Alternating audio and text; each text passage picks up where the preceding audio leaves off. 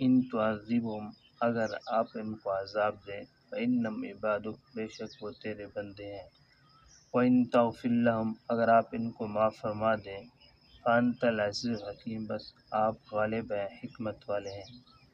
قال اللہ فرمائے گا اللہ تبارک و تعالی ھذا یوم یہ ایسا دن ہے ینفع الصادقین صدقہم کہ نفع دے گا ان کو سچ بولنا، لہم جنات ان کے لیے باغات ہیں، تجری من تحتها الانہار بہتی ہیں ان کے نیچے نہریں، خالدین فیہا ابدا رہیں گے اس میں ہمیشہ، رضی اللہ عنہم راضی ہو گیا اللہ ان سے، ورضوا عنہ اور وہ راضی ہو گئے اللہ تبارک و تعالیٰ سے۔ ذالک الفوز العظیم یہ بہت بڑی کامیابی ہے، للہ ملک السماوات والارض اللہ تبارک و تعالیٰ آسمانوں اور زمینوں کا بادشاہ ہے، وما فیہن اور جو آسمانوں اور زمینوں کے اندر اس کا بھی، وہو علی کل شیء قدیر اللہ تبارک و تعالیٰ ہر چیز کے اوپر قدرت رکھنے والے ہیں۔ پیچھے حضرت عیسیٰ علیہ السلام کا تذکرہ چل رہا تھا کہ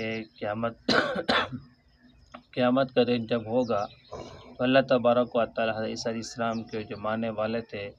ان کو خدا مانتے تھے یا اس کی والدہ کو خدا مانتے تھے، تو اللہ تبارک و تعالیٰ ان کو رسوا کریں گے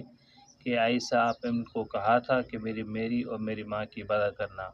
تو اللہ تبارک و تعالیٰ کو حضرت عیسیٰ علیہ السلام کہیں گے اللہ تبارک و تعالیٰ مجھے ایسا حق نہیں تھا ایسی بات کہنے کا، آپ تو پاک ذات ہے میں ان کو کچھ بھی نہیں کہا تھا۔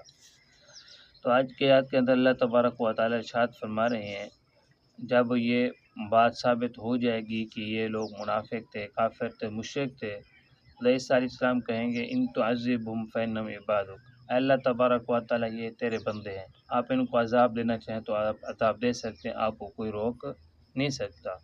وإن تغفر لہم فإنک انت العزیز الحکیم اگر آپ نے ان کو معاف فرما دے تو آپ غالب ہیں حکمت والے ہیں، سارے بادشاہی آپ کے قبضے قدرت کے اندر ہیں، آپ سے کوئی بھی نہیں پوچھے گا کہ آپ نے ان کو کیوں معاف کر دیا ہے۔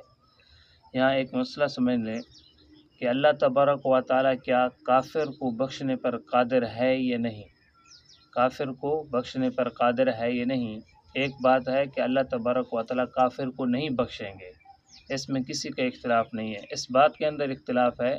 کہ اللہ تبارک و تعالیٰ کافر کو بخشنے کے اوپر قادر ہیں یا نہیں۔ تو اہل سنت والجماعت اہل حق لوگوں کا مسئلہ یہ ہے کہ اللہ تبارک و تعالیٰ کافر کو بخشنے کے اوپر قادر ہے،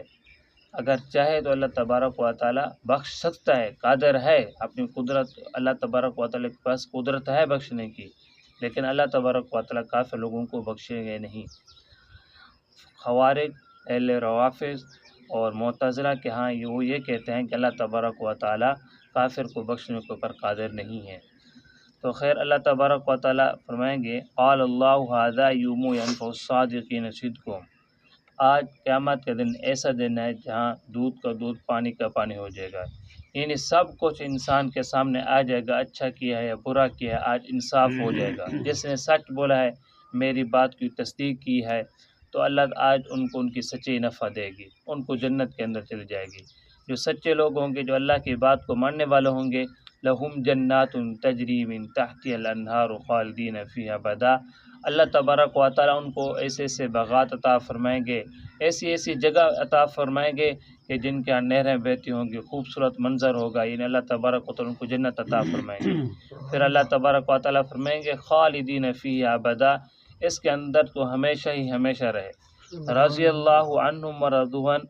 میں آپ سے راضی ہو گیا اور آپ مجھ سے راضی ہو گئے، یعنی جب اللہ تبارک و تعالیٰ یہ اعلان کر دیں گے میں آپ لوگوں سے راضی ہو گیا اور بندے بھی کہیں گے اللہ تبارک و تعالیٰ ہم آپ سے بھی راضی ہیں، تو اس کے بعد ہمیشہ ہمیشہ کے لیے کامیابی ہے، کیونکہ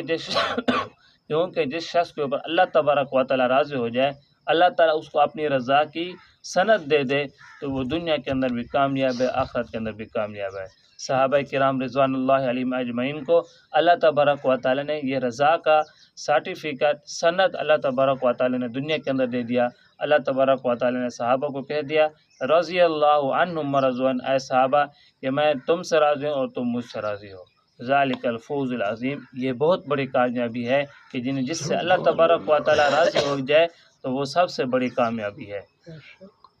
وَلِلَّهِ مُلْكُ السَّمَاوَاتِ وَالْأَرْضِ وَمَا فِيهِنَّ، اللہ تبارک و تعالیٰ تو آسمان و زمینوں کا بادشاہ ہے، آسمان و زمینوں کا مالک ہے، جو کچھ اس کے ان کے اندر ہے سب چیز کا مالک اللہ تبارک و تعالیٰ ہے۔ اللہ تبارک و تعالیٰ کسی کے محتاج نہیں ہے،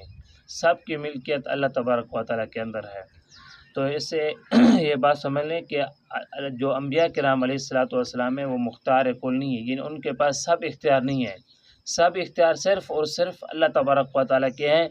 اللہ تبارک و تعالیٰ کے پاس، اللہ تعالیٰ کے علاوہ کسی اور کے پاس نہیں، چاہے پیغمبروں، ولیوں، پیروں، کسی کے پاس اختیار نہیں، اختیار صرف اور صرف اللہ تبارک و تعالیٰ کے پاس ہے۔ اختیار کل صرف اور صرف اللہ تبارک و تعالیٰ کی ذات، اللہ تعالیٰ کے علاوہ اور کوئی ذات نہیں ہے۔ وَهُوَ عَلَىٰ كُلِّ شَيْءٍ قَدِيرٌ، اللہ تبارک و تعالیٰ تو ہر چیز کے اوپر قدرت و طاقت رکھنے والا ہے، جو چاہیں کریں، جو چاہیں کریں کر سکتے ہیں، اس سے کوئی پوچھنے والا بھی نہیں ہے۔ اسی وجہ سے ہمیں ہر وقت ایسے کام کرنے چاہیے جس سے اللہ تبارک و تعالیٰ دنیا کے اندر بھی راضی ہو جائے، دنیا کے اندر بھی خوش ہو جائے، اور جب ہم اس دنیا سے جائیں تب بھی اللہ تبارک و تعالیٰ خوش ہو جائے، اور ہماری قبر بھی اچھی بن جائے، اور میدان محشر کے اندر ہم رسوئی سے بچ جائیں۔ دعا ہے کہ اللہ تعالیٰ ہم سب کو عمل کرنے کی توفیق عطا فرمائے۔